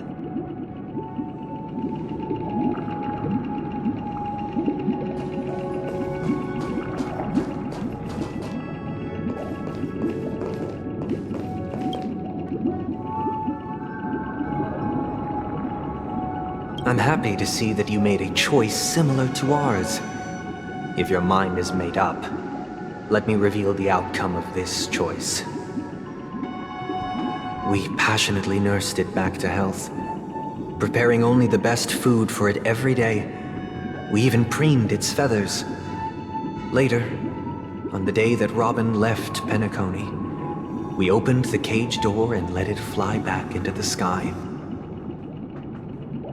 I watched it for a long while by the window, probably about 3 or so days. In those 3 long days, the little Charmony dove tried again and again to spread its wings to fly into the sky, but fell to the ground, only to keep trying. Finally, on the 137th attempt, it succeeded. But its attempt did not go perfectly. After flying unsteadily for a while, it fell to the ground, unable to grasp the direction of the air currents. The fall shattered its wings. It writhed helplessly in my embrace. But it was all for naught, finally succumbing to a painful demise. And in that instant, our tender care, our given love and hopes, they all became the inevitable push that sent it to its death. I deeply regret the choices we made. Next, let us head to the second decision. This time, it's the story of a dream chaser. This story happened when I was appointed as Bronze Melodia, a position exclusive to the Oak family charged with listening to the problems and vexations of Dreamscape residents and providing them with the relevant guidance. It was during that period that I had the opportunity to hear voices from all corners of the Dreamscape. Joy, sorrow, arrogance, regret. The complex tapestry of human nature that formed the world. And I was fortunate to catch a glimpse of it. He was a dream chaser and an illegal stowaway. Just like the rest of them, he came to Penacony in search of a better life, except that, to most people, the price he paid, I suppose you could say it was everything. He told me I sold everything I could at home. The house, the land, even his 2 children. He said he could not afford to raise them, and that at least they could eat if they lived as slaves. He had a plan in place. He would buy back his children once he had made his fortune, and enjoy Penacony's beautiful dream with them. Alas, his plan to smuggle himself was somewhat clumsy, and he was sniffed out by those pig-headed hounds. After hearing the Dream Chaser's story, I immediately appealed to the Bloodhound family to cease their pursuit. That way, at least he could live peacefully. But I was still too naive to the ways of the world. I did not anticipate that what I thought was a kind gesture would later lead to dire consequences. I'll tell you the outcome soon. For now, I'd like you all to make a choice. Will you do as I did and try to convince the Bloodhound family to stop their pursuit so that the Dream Chaser may live peacefully and realize his wishes? Or will you remain silent, leaving him to languish while the hounds are hot on his heels until his inevitable judgment arrives? I look forward to everyone's decisions. Who knows? Perhaps they might even alter the outcome of this tragedy.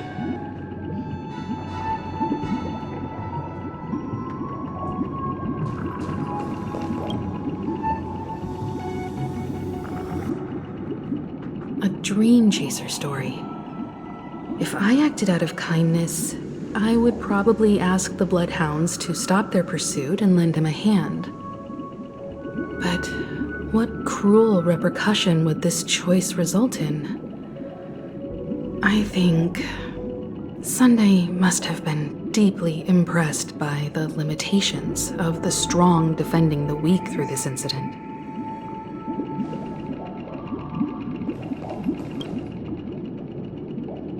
This question.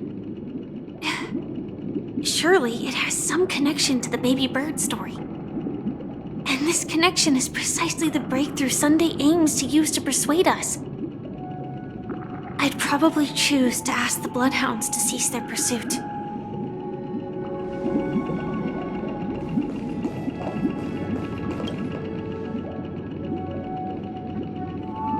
It seems illegal stowaways are really quite common on Penacony.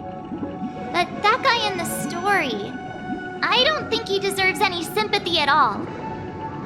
He sold his kids to chase a dream. Even if he intended to go back for them, it's still insanely irresponsible. With that thought, there's only one choice. Let the Bloodhound send him back home. This person deserves to be punished.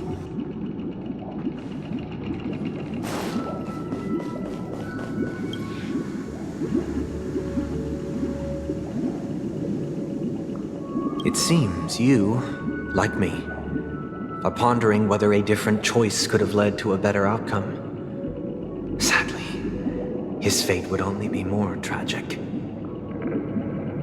Say he never gets caught. He would only die from delirium. The methods with which illegal stowaways enter dreams are unorthodox. Not flawless like the hotels. Living in the dreamscape would be a mere pipe dream. Should he be apprehended? Could the hounds afford to turn a blind eye? The answer is a definitive no. They couldn't bear the resulting consequences, and thus wouldn't dare extend a helping hand. As to your choice, I once again offer my heartfelt apologies. Next comes the third and final decision. And the story this time is my own. This story happened the day I was appointed the Oak family head. At that time, Mr. Gopherwood was the current Dream Master, and as per his wish, we had a private conversation. What surprised me was that the Dream Master had only come to deliver a letter to me. He let me read its contents, and it was a letter from my sister. The letter contained the usual pleasantries, anecdotes from her travels, nothing out of the ordinary. Just as I started wondering how this letter related to our discussion, the Dream Master began to speak. Do you know who wrote this letter? My sister, of course. But why would you personally visit me to hand me a letter from my sister containing mere trivialities? To help you grasp the full scope of this issue. Do you know where Robin is at this moment? From what the letter indicates, she must be in Caspelina 8, correct? She's touring there right now. Correct. Has she mentioned anything about a stray bullet? A stray bullet? What? A war has broken out on that planet. It is because of this very reason that Robin chose this destination. To spread the word of the Harmony. And to save the lives of that planet. She personally made for the front lines. She hoped to ease the people's suffering with song, and was willing to brave mortal danger to deliver the IPC's medical supplies. Unfortunately, stray bullets show no such compassion. Is she all right? If the operation was successful, she should probably be recovering in the field hospital. By the eon above, the bullet struck her neck directly, yet possibly as a reward for her consistent deeds of harmony. It didn't hit any vital arteries. Once you've attended to your outstanding tasks, it'd be advisable to write her back as soon as possible. Those damned savages! I'll pack my bags right away. My gratitude for bringing this to my attention, Mr. Gopherwood. Now you understand why she always wears such elaborate neck ornaments, don't you? How could this happen? Miss Robin? It's all in the past, so please don't worry. I share this in the meager hope that you will understand the Harmony's limitations and predicament. As grandiose as the strong defending the weak sounds, many times, it is nothing more than wishful thinking. Likewise, I've prepared one last question, one last choice. But rest assured, this choice will not have any grave consequences. Because this is merely a figment of imagination, a nightmare that has haunted me through countless nights. If you ever had the opportunity to make a choice like I did. would you still support Robin's journey on the path of harmony?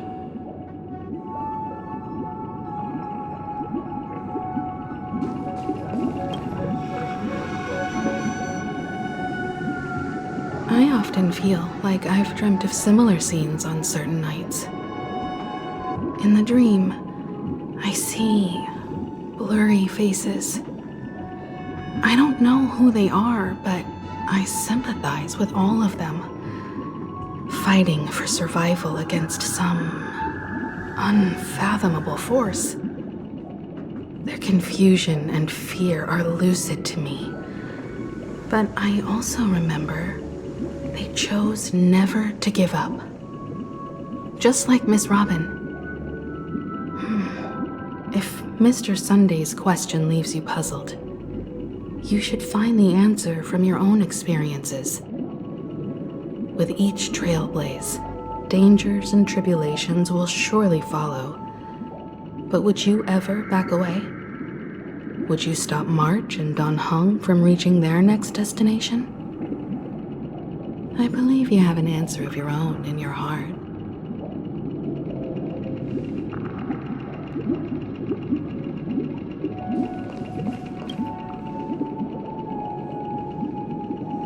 Miss Robin's courage is admirable. And here I was thinking she was just another superstar celebrity. But the fact that she's also Mr. Sunday's younger sister? No, I doubt he'd wish harm on his own flesh and blood, no matter how grand the ambition.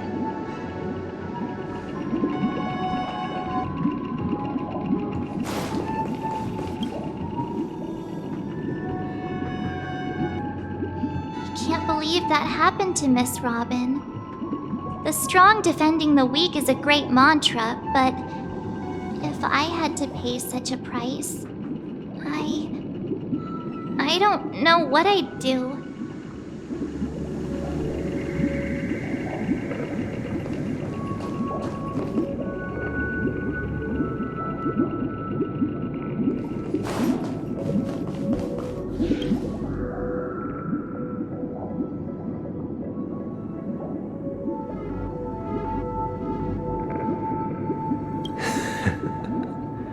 I see.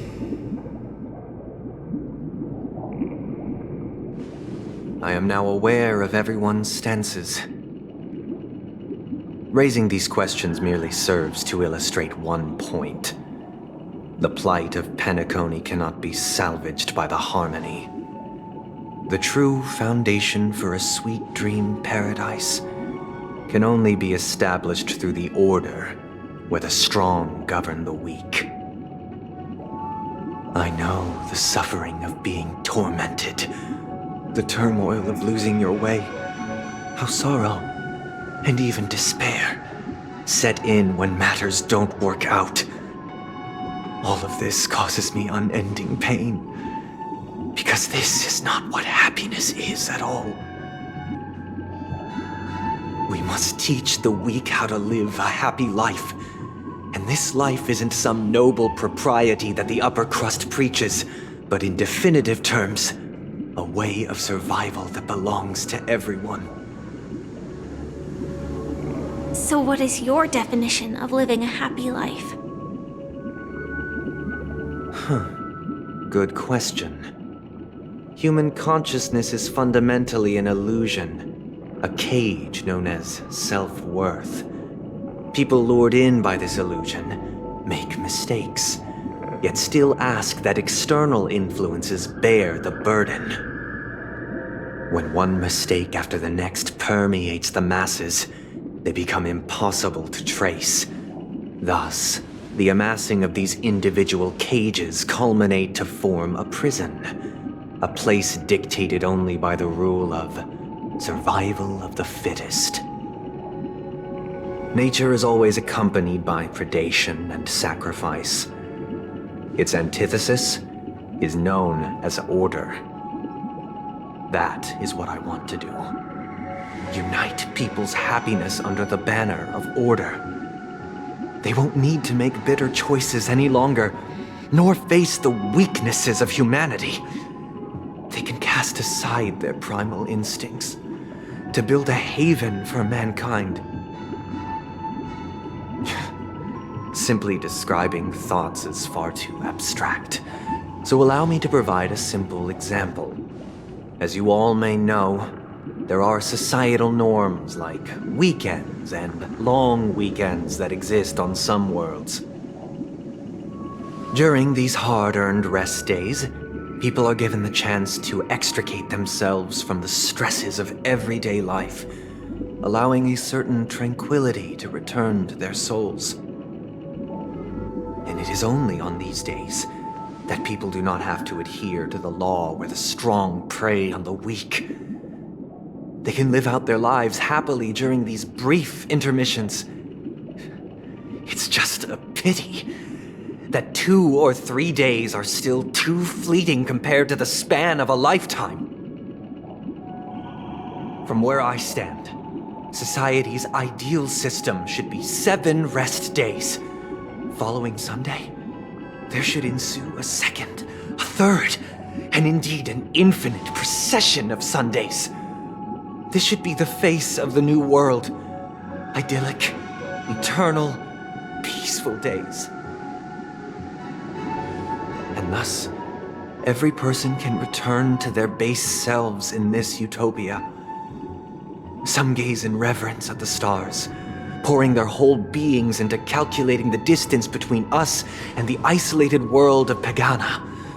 Meanwhile, some seek refuge in quiet corners, holding one another, unencumbered by the chains of unwelcome obligations. There would be no need to bear the hardships of reality. Only in this way can humanity face the inevitable end with the purest of spirit, living a life of dignity. This is what it is to live in bliss. Miss Firefly, you who are stricken with entropy loss syndrome, you of all would surely understand this.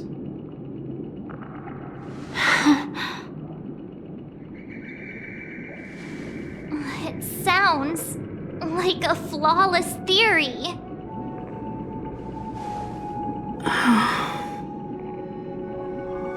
But what is the price to attain all this? The cost is minute, merely a personal and eternal sacrifice. If this paradise is to be maintained for everyone, someone must remain trapped in solitary awakening until the end of the cosmos. Awakening. Which means that this so-called paradise is still a dream. Stepping into this paradise means forsaking reality, correct?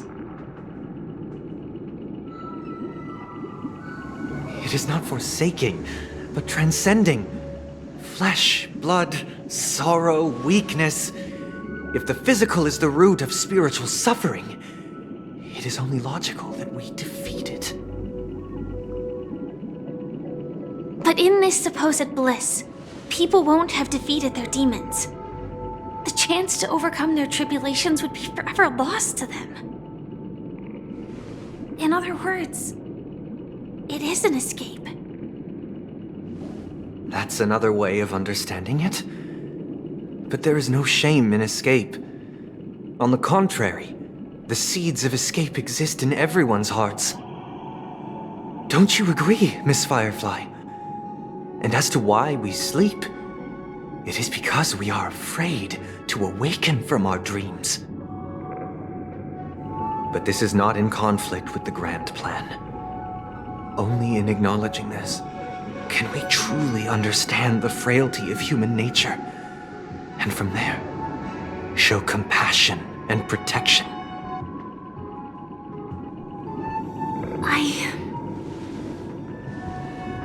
I admit that you are a born leader. Your perspective on humanity brims with pessimism. Yet you express compassion for all, even when your heart pities them. But unlike you, I I live for the self. From my perspective, individuals making choices for themselves is their birthright. The want to escape may be innate in the weak. But whether they are weak or not, it is not up to another to decide. Perhaps in your mind, you also view me as weak?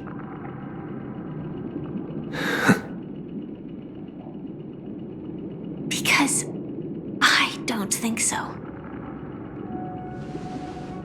Since Miss Firefly has said her piece, the Astral Express will also naturally give you our answer. We'll leave it to you.